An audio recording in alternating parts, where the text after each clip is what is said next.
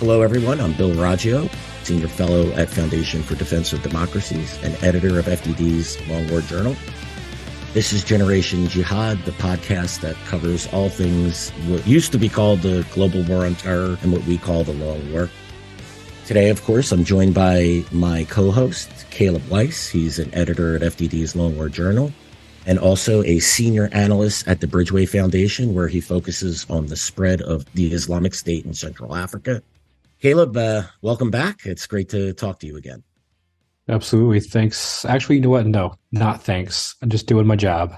That's right. Yeah, no, we don't have to thank each other. We don't have to apologize, which I'm definitely guilty of doing way too much. Great to have this conversation today. Caleb and I were going to talk about the country of Mali. Things are really getting bad. Since the fall of Afghanistan to the Taliban in August of 2021, Caleb and I have been having a conversation both on and off air about what's the next state that we think will collapse, or large portions of a state. We've kind of narrowed it down to Mali and Somalia. We think these are the two countries that are most ripe for a jihadist takeover. We've gone back and forth on these. Myself particularly, I've really gone back and forth between Mali and Somalia. Some of it's due to the conditions on the ground. Shabaab is very well organized, very well armed. They're a very effective jihadist organization. People call them the Taliban of Africa, and I think that is quite apt. But Mali is a much weaker state, and as we've seen since the coup several years ago, it's become far weaker. And Caleb published a report at Long War Journal. It's called Setting the Stage for Mali's Near Future. If you read this article, I think you're going to realize that Caleb is leaning very strongly towards Mali, and I'm in agreement with him. Very sobering look at the mess that is Mali. This is what we're going to discuss today. I'm just going to give you the quick rundown of the situation in Mali right here, and we'll get into it in a little more detail. The United Nations is leaving per the request of the Malian government. France, which was a major counterterrorism partner, is gone. Al-Qaeda's branch there controls significant territory in northern and central Mali. It's even threatening the capital of Bamako. The Islamic State's Sahara province has carved out a significant amount of territory in northern Mali. The Tuaregs, an ethnic group in Mali, they're in open revolt. And then you have the Russian Wagner group stirring the pot with its brutal tactics, going after the Tuaregs, fighting with both Al-Qaeda and the Islamic State, and really making things a mess. And you have all of this going on. You have a very weak state that is Mali. France and to a lesser extent, the U.S. were keeping a lid on this jihadist problem, barely keeping a lid. I don't think it was very effective. And now you have this withdrawal. You have this increased chaos. Let's get into it. Talk to us about Mali. What do you see as being the number one threat to the Malian government right now? I don't know if there is one singular threat. If I had to say one singular threat, probably JNIM.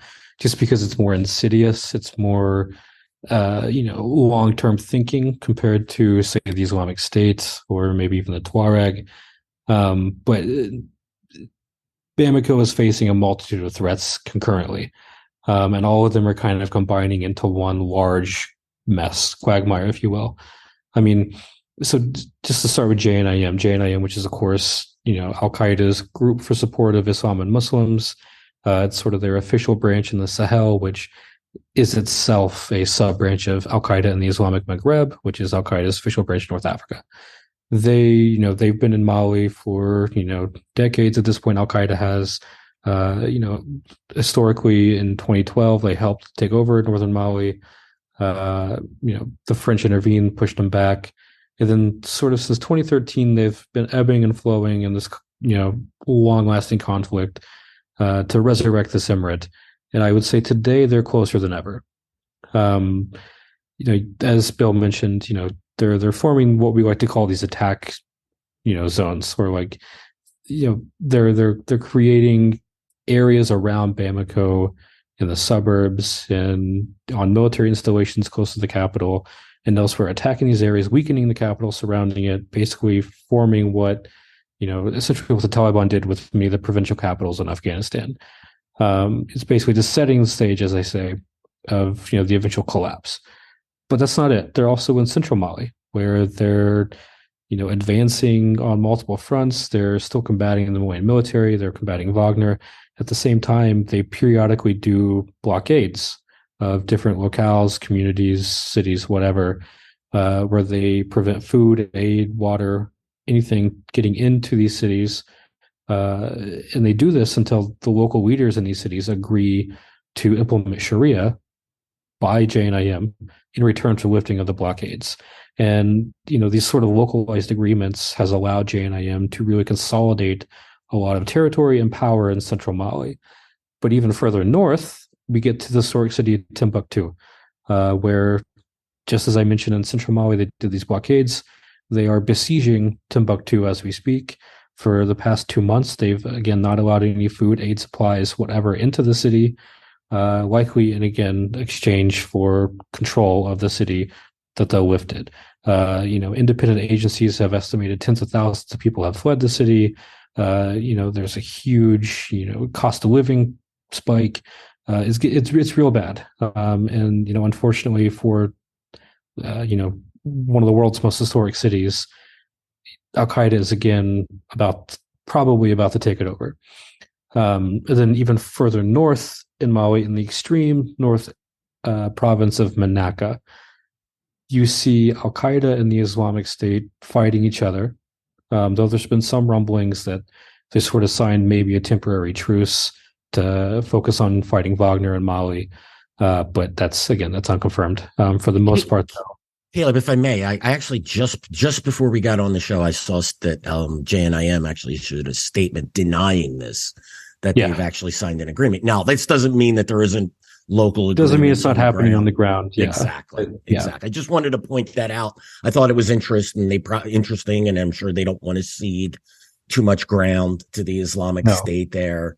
But a lot of people have reported it. There might be some kernel of truth, but I mean, again, there's nothing in open source, at least, that we could tell that actually is happening.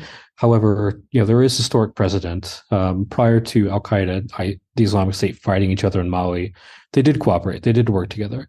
They were sort of the only two Al-Qaeda branches and Islamic State branches, respectively, that sort of maintained a cooperation compared to, elsewhere around the world. So it's not, impossible, but it just seems unlikely, especially with how bad the fighting has been between Al-Qaeda and a lot of its allies in northern Mali against the Islamic State, which I think this is the perfect segue to talk about the other main issue that Mali is facing, which is the Islamic State. So I think I said this the other day to you, Bill, that if you asked me, 3-4 years ago of like the state of the Islamic State in Mali, they weren't really doing much. Yeah, they were, doing some hit and runs. They were combating Al-Qaeda in some places, or even cooperating with them, like I just said. But, they really weren't a dominant force. All of that's changed. The past several months, they've taken over, rural areas, rural communities, even towns, and communes in that northernmost province of Mali called Manaka. And really, they control the entirety of that province, except for the capital, which is Manaka town. They're enacting Sharia. They're enforcing Sharia pretty harshly. Actually, they put out many videos. They're not videos, but photos and statements in their weekly newsletter on Naba, talking about implementing Sharia in northern Mali. So for all intents and purposes, like the Islamic State has their own little statelet right now in northern Mali that. Really the government in Bamako can do nothing about. The French is there, or not there anymore. They can't do anything. The UN is leaving. Wagner, which does have a presence in nearby Gao, also can't really do anything. So the only people that, were actually making a stand against, this Islamic State encroachment was Al-Qaeda. So you saw Al-Qaeda make maneuvers with local communities, local militias to try to build alliances to fight the Islamic State. A lot of communities pledged allegiance to them, which Al-Qaeda, gladly publicized in their propaganda, but also working with different Tuareg and other ethnic militias against the Islamic State.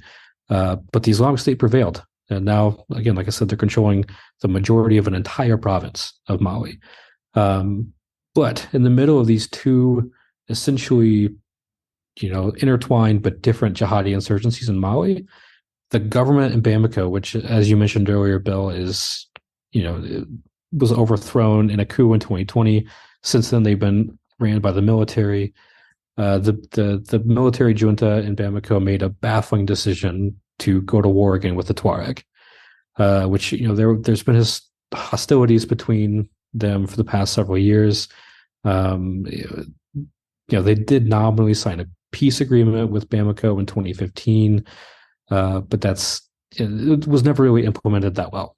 So in the past few months, there's been hostilities between the government of Bamako and the Tuareg in the north, which, for context, the ruling class in Bamako in southern Mali has always sort of subjugated the north. The north has always sort of been left out. It's never gotten enough resources. It's sort of always been impoverished, and the government of Bamako has hardly ever done anything about it. So there's historic precedent there for the northerners feeling some sense of independence, and the Tuareg have famously rebelled multiple times. So with that context, the military regime is sort of just towing the line again of what Bamako always does, which is neglect the Tuareg and the northerners.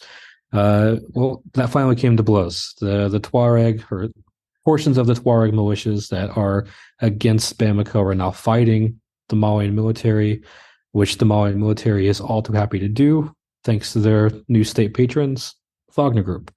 So we're seeing Wagner and Mali launch airstrikes and raids against Tuareg militias in the north, especially near Timbuktu.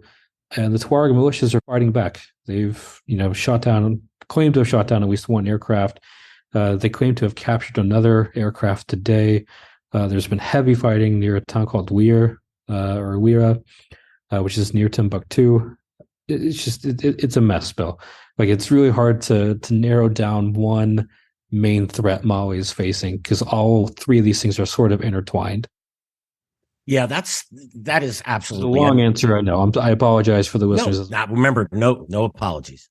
This is really what is making Mali's. If it was just one group, resources probably could be focused. But what Caleb you just laid out, really highlights the challenge of, like, if you zero in on the Islamic State in Manaka, you still have that JNIM and Tuareg issue.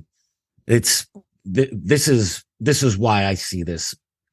Look, I don't know that all of the country is going to collapse. And again, that's why, I said at the beginning, but you might have a partition Mali here and Islamic Emirate for Al Qaeda and mini Islamic Statelet for the Islamic State. And I think that's, to be fair, there really are two Malis. There's the southern Mali, which has historically, again, been the powerhouse and the state power, but they're completely different ethnically, linguistically, culturally from the north. In some ways, geographically too. Very geographically. It's just like, the remnants of colonialism. These are artificial borders put on the people of Mali, and since the 60s, it's been a mess, especially with the Tuareg rebellions. Which, one thing I forgot to mention in my ramble is that there's very different degrees of these Tuareg militias. Some are allied to Bamako, or nominally allied, I should say, and some are the groups that rebelled against Bamako in 2012 and signed the peace agreement in 2015. It's those latter groups that are fighting Bamako, and the two main factions of that alliance, which is the Coordination for Azawad Movement, CMA, is the MNLA, or the National Movement for the Liberation of Azawad, and the High Council for the Unity of Azawad being the Tuareg word for northern Mali. These two groups, which MNLA fought alongside Al Qaeda in 2012 to take over the north, but then Al Qaeda historically, or infamously rather, betrayed them and kicked them out of all the cities they helped take with Al Qaeda. Then the other is HCUA, which sort of came out of the remnants of, members of Ansar ad-Din. Ansar ad-Din being a former Al Qaeda, essentially front group, which I know some people might get mad at me for saying front group, but it was. There were parts of Ansar ad-Din that didn't necessarily like being an Al Qaeda front group, and these guys left and formed what now became HCUA. And these two groups, MNLA and HCUA, form the backbone of CMA, and CMA is the one fighting Bamako. But the UN panel of experts on Mali has done a fantastic job over the years, really outlining that even though these two Tuareg nationalist groups are fighting for independence for Tuaregs, both of them, and especially HCUA, sort of still maintain ties with JNIM. Maybe not necessarily at the highest levels. In fact, the latest UN report from Mali states that JNIM did make some sort of move to the leadership of CMA, which would be, again, MNLA and HCUA, and they sort of rejected that. But the UN was also clear that a lot of the foot soldiers were more into the idea than the leadership. And this has sort of been a precedent set by the UN for several years now, saying that, when push comes to shove, like the foot soldiers, especially of HCUA, again, these former guys that were affiliated with Ansar Dine, they don't have a problem with working with JNIM when they really need to. And I think this is what makes this conflict also intrinsically linked, is that, as the conflict between Bamako and the Tuaregs continue and probably worsens, what does that mean for JNIM? Do they get involved with these guys that they help sometimes? I think that's a real question people need to ask, of what's the likelihood of, JNIM, again, Al-Qaeda officially teaming up with the Tuareg again against the Malian government. I think it's too early to say that's a all but, for sure likelihood, but the potential is there, with them already cooperating. This is also the Sahel, where many different armed groups have members from the same tribe, same clan, same family even. So it's not like these guys don't know each other. But to preempt what you were talking about, Bill, of Ansar Dine being a front group for AQIM, there's Al-Qaeda correspondents both found inside Mali and also in the Bin Laden documents that openly and explicitly talk about or even direct AQIM's foot soldiers to fight under the banner of Ansar Dine to sort of hide the Al-Qaeda hand, which didn't really work. I think people saw through the facade pretty easily, but Al-Qaeda did try. They did ostensibly try to put it under Ansar Dine, which, what does that make Ansar Dine by definition? Right. And, Ansar Dine at that time was permitting this to happen as well. Yeah. So, yeah. And the leader of Ansar Dine, Iyad Ghali, who is from a notable Tuareg clan, who is also the leader of JNIM now, Al-Qaeda's man in the Sahel. Yeah. So, look, we do recognize there is, when you get down to it, the nitty gritty, there's a lot of complexities, but broad scope thing, looking at the broad scope of this, Ansar Dine, by and large, at that point in time, was an Al-Qaeda front, or Al-Qaeda was operating under Ansar Dine as cover. But yeah, and so what do as the fighting, again, we have this Game of Thrones situation here. You have the Malian government. You have with the Wagner obviously operating in its own capacity, but allied with the government. You have the various Tuareg factions. You have JNIM or Al Qaeda. You have the Islamic State. Is it likely that the Tuaregs would side with Al Qaeda's branch here as they're being pressed from multiple sides? Or again, I mean, what I got from you is we have to watch this play out. But yeah. Do you see it as is that a natural ally for the Tuareg when the chips are all down? Again, I don't want to make any conclusions right now. It's what can be considered another civil war or rebellion that is obviously, being fomented right now between the Tuaregs and Bamako. I think it's a little too early to say that, Al-Qaeda would be a natural ally, because they did betray them at one point. But, the UN, like I said, does mention that, especially with HCUA, they've maintained ties to some degree.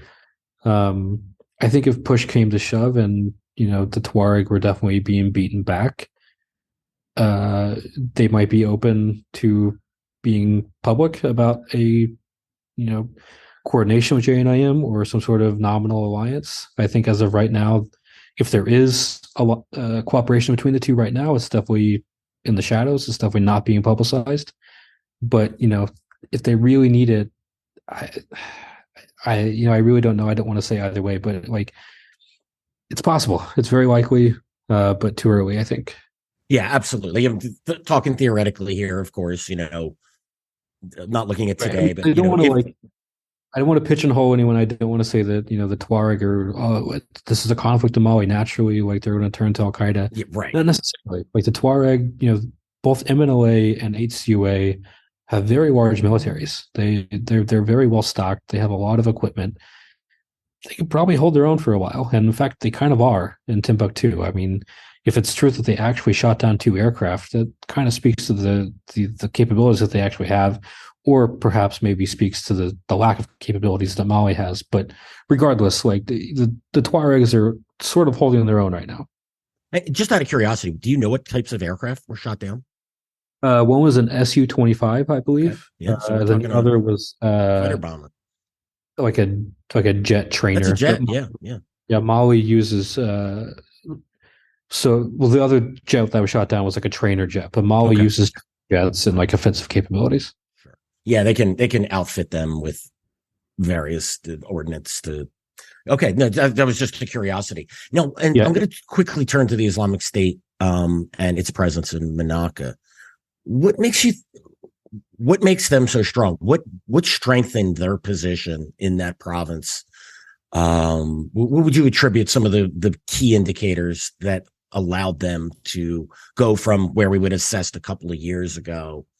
Yeah, there's really not much there to, wow, look, we have they're holding a province. They're a driver in this conflict.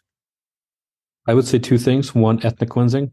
The Islamic State went on a large campaign of massacring communities that did not agree with them. Or if they rose up against them, the Islamic State made an example out of them. The main sort of ethnic group in that area that they committed these massacres on is called the Doasak, which the Doasak, sometimes called Tuareg, but they're not actually Tuareg. They're sort of their separate entity. But they have their own militias, and these militias kind of held the line against the Islamic State for a long time. They were favored partners by France, but the Islamic State kind of beat them back. And especially when France left, there was, these militias didn't receive much support. It was just bloody and messy, and just not good. I think they killed like 100 villagers in one village in one single massacre, for nominally standing up against the Islamic State, for refusing to bow down to them. So that's one side, but on the other side, you also have just massive recruitment drives throughout the Sahel by the Islamic State. I mean, the Islamic State has, I think, like parts of JNIM are largely Fulani, which Fulani is sort of one of the largest ethnic groups in West Africa. But the Islamic State also has various other ethnic groups that, that have bought into this project, either due to, a perceived sense of, disenfranchisement or, some sort of stigmatization that the Islamic State has kind of allowed these nominally forgotten about communities to enact revenge, if that makes sense. So it kind of goes hand in hand with the first thing of that, in Manaka, before the Islamic State was taking it over, you saw a lot of ethnic fighting that the Islamic State was promoting and actively engaging in that Fulani fighters of the Islamic State would kill a Doasak community or another community, and like the militias from that ethnic community would go and kill Fulani villagers, which is sort of this tit for tat ethnic communal warfare that the Islamic State was all too happy to engage in. But this sort of weakened security in that area. It sort of bogged everyone down. And again, like I said, when France left, there was really no one helping sort of these other communities. Mali can't do anything. Al Qaeda tried to help, but I think just like with the excess manpower that the Islamic State was receiving from this massive recruitment drive elsewhere around the Sahel, and with JNIM kind of focusing elsewhere in Mali, especially in central Mali and southern Mali, everyone kind of took their eyes off the ball in Manaka, and the Islamic State saw an opportunity and pounced on it. And would you say, so why didn't the Torah come into this region to try to help the local communities? Well, I mean, they did. Oh, they did. So they were defeated then. Okay. Yeah, both the Islamic or both Al Qaeda, rather, sorry, and sort of other militias did try. So as I was talking about earlier, of Al Qaeda kind of tried to play community defender, where they tried to build up this community alliance with various different militias, villages, whatever, which involved Tuareg militias and other ethnic militias, and it just the Islamic State's manpower right now is just insane in the Sahel. I mean, from the most recent pledging of allegiance to the new Islamic State Caliph, Abu Hafs, I mean, it's just hundreds of guys in the Sahel in like a single photo set, which is just remarkable mobilization to take a photo. And if they're getting that many guys in a single photo, how many others do they have out there roaming around? And it's just absurd amount of manpower right now for the Islamic State that I think a lot of people kind of took their eyes off the ball of paying attention to them, because JNIM was doing so much more in such a larger part of Mali. And again, the Islamic State they saw an opportunity like they do elsewhere around the world, and they took advantage of it. And is there any indication on I would assume you said they're recruiting across the Sahel, so I'd assume there's foreign fighters. Do we have a good indication of the makeup of the foreign fighters that are? I think foreign fighters is probably a misnomer at this point for a lot of conflicts, because when people think of foreign fighters, they think of these white dudes coming out there. Yeah, I look at this as from outside the country. That's I think it's regional foreign fighters. Yeah, it's people from Burkina, from Niger, from the littoral, so like Senegal, from Ghana, from Togo, elsewhere. Like, so these are, again, by definition foreign fighters, but they're regional. Yeah, they're not the white guys or the Chechens or like the actual Middle Eastern Arabs. Yeah, I've always used a different terminology for that. I always, people coming from outside of the conflict zone itself. Which, I mean, what's crazy though is Sahel is one conflict zone, so it's you're right. Wait, what's crazy though about the Islamic State in the Sahel is that they have a lot of Fulanis, and a lot of the leadership is also Fulani, but like historically they've been dominated by Sahrawis, which Sahrawis are like the ethnic group for Western Sahara, the little disputed territory in North Africa. Like, for whatever reason, like the Sahrawis, which came from a former Al Qaeda group in the Sahel, they are now the leadership of the Islamic State. Okay, and here's something, Caleb, you didn't mention in the article, but this has really kind of creeped up over the last several months with the coup in Niger. The U.S. is operating a base in Niger where it's conducting drone operations, primarily intelligence, surveillance, and reconnaissance operations. But there's been reports that these operations have been limited as the coup, which isn't being called at the moment a coup by the U.S. government. They have limited operations from this base. Caleb, what are the impacts? Obviously, this base was being used to monitor jihadist activities in neighboring Mali from Niger. Is this? I'm obviously asking a question I know the answer to, but is this going to hurt further efforts to combat both the Islamic State and Al Qaeda in Mali? I mean, definitely. I think the reports recently are saying that AFRICOM has restarted drone operations, quote unquote, but it's just for force protection. So they're really only monitoring base 201, which is the base you're alluding to in sort of like the Agadez desert area, which is further northwest or northeast rather, in Niger. But there is another American base that we have in Niamey, the capital. That's base 101, I believe it is, right? Yeah, but I think the drones are flown out of 201. I could be wrong, but either way, like the drones are not back to full ISR capacity, according to reports. It's just force protection. Obviously, that limits the U.S. capabilities to actually monitor the events on the ground. I I don't really know, you know, I'm sure the Americans, were doing ISR still in Mali, but I don't know who they would share that information with or what they can do with that. Obviously, they're watching Niger closely. That was our biggest security partner in the Sahel. Interestingly, there is that U.S. law that if we call it a coup, we can't assist that government anymore.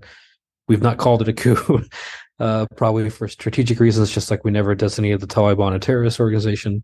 But all I have to say is, I don't know. I'm shrugging my shoulders now on the screen, but it's like, I really don't know. Like the U.S. is in such a pickle in the Sahel that, sort of like France of like, yeah, I guess on one hand I see the necessity to like have these operations or conduct ISR because we need to know exactly what these terrorists and insurgent groups are doing. But what are we doing with that information? What can we do with that information? And if it's just to monitor attacks on the homeland or any potential attacks on the homeland, again, I could be wrong because I'm not in the intelligence community, but like, doesn't seem to really be emanating from the Sahel. So the ISR capabilities, which when the French and the Europeans were still there, obviously that was to support them. That information was going to the French. That information was going to other European partners. When they pulled out, I'm sure the ISR was going to the American troops on the ground in Niger. The U.S. does do sometimes combat or trade situations in Niger, most famously in 2017 during the Tongo Tongo ambush when 4 U.S. Special Forces service members were killed. But not doing that anymore because of the coup. So if we restart that, does that necessarily mean that like other operations in Niger are restarted? And does that mean that like we're supporting the military regime in Niger, even though it was a coup? I don't know. These are all questions I really have no freaking clue how to answer. Yeah. I don't know if you do. No, I don't. I mean, look, it's a real conundrum. The U.S. made a major investment. This is one of 2 bases where we're flying drones from, the other being in Djibouti and Eastern Africa. And that's legs are very long to get into the Sahel from there. You could do it from Europe, but again, very long legs for any aircraft operating of those long distances. It's really the conundrum for the United States in the Sahel over the last 3 years. It's just with the coup in Mali, with the coup in Niger, the coup that isn't a coup in Niger, our ability to monitor these terrorist groups and to strike blows at them, by providing intelligence from these operations. It's been dealt a significant blow over the last couple of years. Well, let's move on quickly to Wagner's recent activities in Mali, given this I keep we're going back to a Game of Thrones situation, but it is. You have multiple actors, all with their own special interests. Is Wagner impacting the situation in any way positively in Mali? Are they inflaming the situation further? Yeah, I wouldn't say positively at all. Same here. Yeah, inflaming is the best way to put it. Way to put this diplomatically, and I think I did it best in the article, is that they're Russia's favorite human rights abusers. And that's exactly what they do in Mali. The government in Bamako, the military regime in Bamako, is sort of playing a divide and conquer game with different communities, especially in the center, wherein they're alleging that some communities are supporting JNIM. But as I mentioned previously, a lot of these communities were subjugated to, comply with JNIM Sharia law in return for ending blockades of their cities. And a lot of community leaders accepted that. I get it. But Mali takes that, or they're using that as an excuse to leverage or imply that these communities are just jihadis. So Russia, which is Wagner Group, even though we all know it's Russia, they're all too happy to sort of engage in these games with Mali. So the Malian military and Wagner have, over the past couple of, since Wagner deployed Mali in late 2021, they've sort of played these games where They go into these communities that are alleged to be jihadi sympathizers or jihadis themselves, and they straight up massacre them. There was one in Mora, which is this community in central Mali, where they killed hundreds of people. Extrajudicially, they had these mock trials, essentially, of you're a jihadist, you're a jihadist, you're a jihadist, and they killed all of them. You know, this is purely just to divide and conquer central Mali. There's good communities and there's bad communities. The bad communities are getting killed. Good communities who are quote unquote loyal to the state, they can survive. And Wagner is all too happy to, be complicit in that and engage in that, explicitly engage in that. And they do some combat operations against JNIM, especially in the center, even though they also have lost aircraft in recent days. They also been ambushed quite heavily in recent days. So in terms of their actual operations against JNIM, it sort of ebbs and flows. Sometimes they kill a lot of JNIM. Sometimes JNIM kills a shitload of Wagner. So it goes back and forth on that. But I think Wagner's main role right now is essentially regime protection for the military regime in Bamako. Of that divide and conquer strategy, they're also like being force multipliers, and they are the state, security forces, or the new, state patron of Bamako, I should say. Once the French were kicked out, Wagner came in, and these are the new dogs in town. And as we've seen Wagner elsewhere, such as in CAR or Sudan or Ukraine, Libya, whatever, they do nasty things, and they're still doing it in Mali, and they're going to continue to do it. Yeah, and they're being paid well to do it as well. I mean, very paid. I mean, they're paid tens of millions of dollars a month. I think 10 million maybe was the last estimate I saw. Even though it's probably higher when you take in some of their other contracts that they've leveraged with the regime, which is they also have access to artisanal gold mines in some parts of Mali, which very lucrative deals that they've also sort of etched out in the CAR and Sudan, where they'll fight for these bad actors, but they're getting paid under the table, just buku bucks essentially. Yeah, Wagner really checks all the boxes for the characters of a mercenary organization. The money making, the brutality, the extrajudicial activities.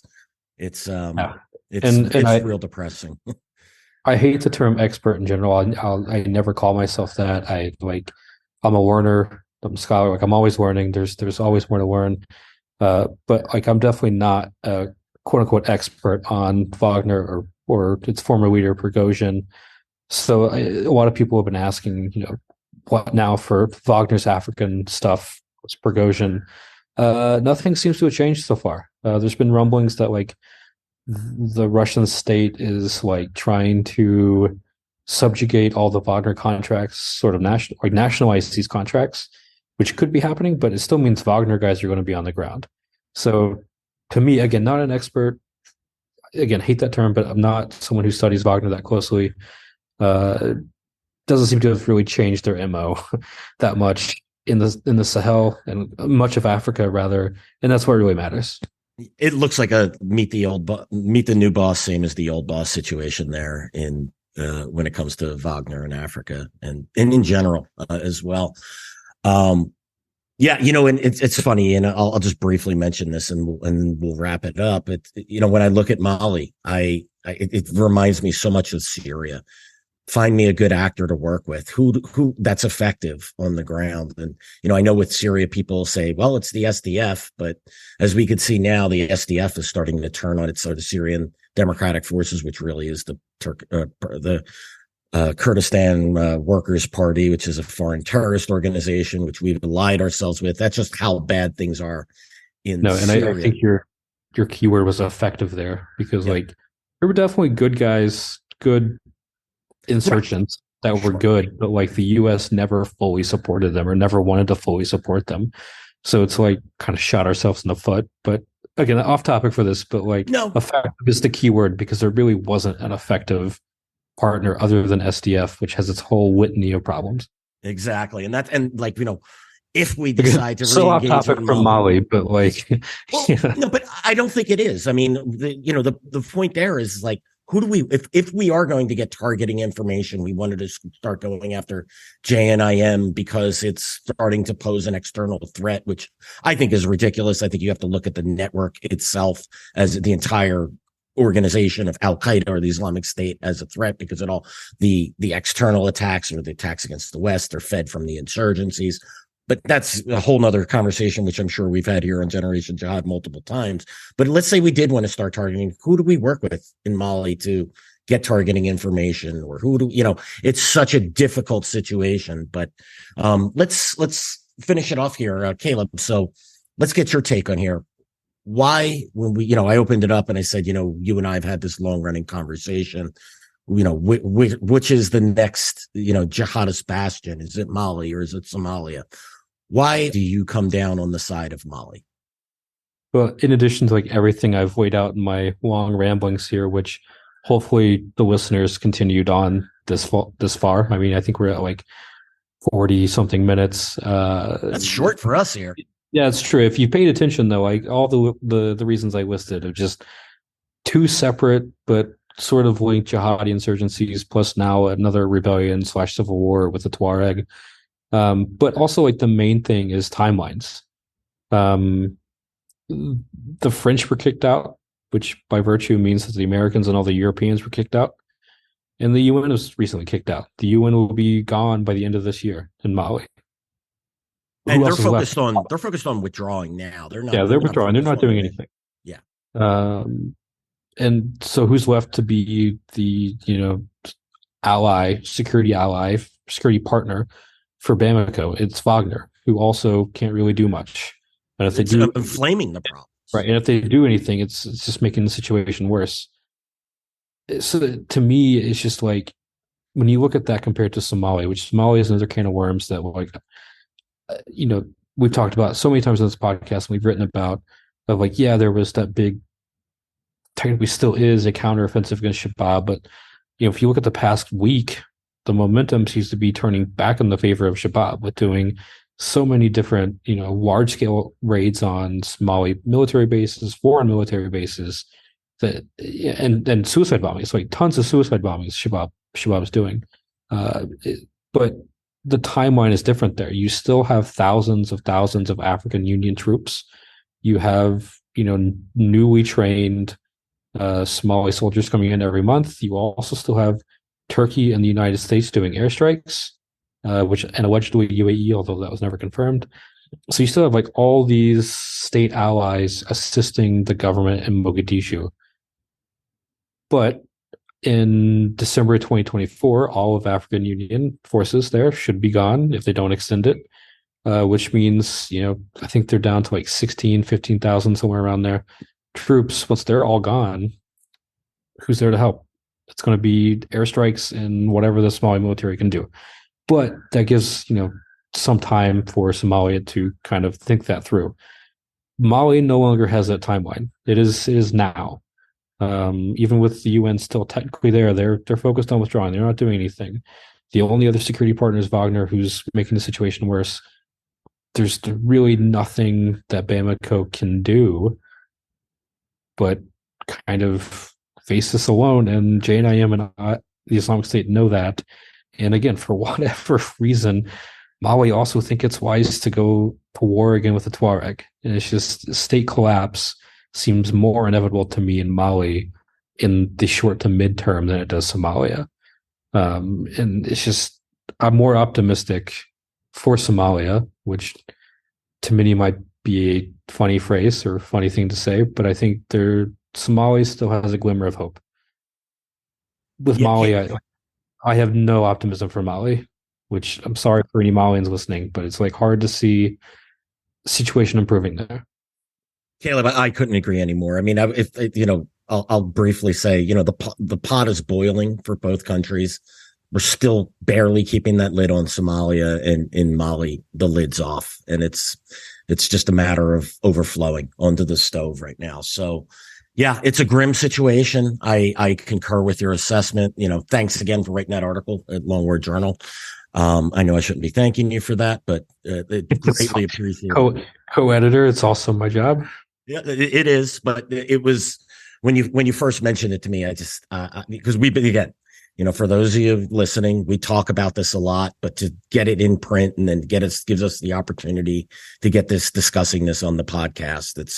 It's really important. The conversations are nice, but getting it down and getting it on the record, because I'm really worried about the situation there. That's honestly the hardest part. I mean, conversation we had earlier this week is just trying to write on Shabaab's advances in Somalia, all these attacks. By the time sit down to write it, they've done another large scale one. So it's just constant going back and researching and looking at more information, getting ready to write it, and then they do another one. So eventually, all that to say, eventually we'll get that up and we'll have another pod and we can talk all about Somalia and its messes. But yeah, it's sometimes it's a struggle to actually get it, pen to paper and then podcast. Yeah. It's funny, Caleb, you mentioned that was easier for me to do 10 years ago. Now I just, my brain cranks so much more. I'm thinking about it. Did I get everything here? But that's a whole nother problem. Probably one for my therapist. Caleb, thanks again for the excellent conversation. Thanks everyone for joining us for today's episode of Generation Jihad. Just a reminder, you can find us on YouTube, Apple, Spotify, and anywhere else you listen to podcasts. Make sure you subscribe, leave us a review, preferably a positive one. Hopefully we earned it. Thanks again, and we'll see you all again soon.